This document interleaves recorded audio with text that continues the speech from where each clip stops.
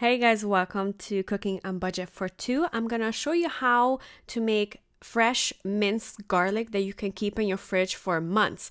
All you're gonna need is a lot of garlic, a jar, and some oil, sunflower oil. This is the Cuisinart machine that blends in and it comes with slicers and all that. It is a best friend of the kitchen.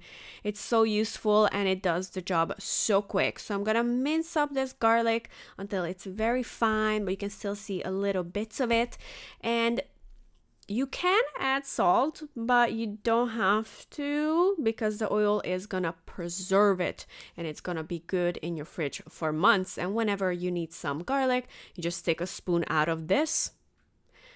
It's so much easier than having fresh garlic at home all the time, just in case you don't use it, it will go bad. But this, no, it's a life changer. Jar. You can get any jar, you can get a brand new one, or you can recycle an old one that you had. This one that I'm holding is one from Costco. It had peaches inside. It was so good. But you can also use a jam jar, but make sure it's just glass container. So I filled it up, and in here pouring some oil, and I want to mix this a little bit so the oil gets all around the garlic. And then top it off with oil so the garlic has no contact with oxygen.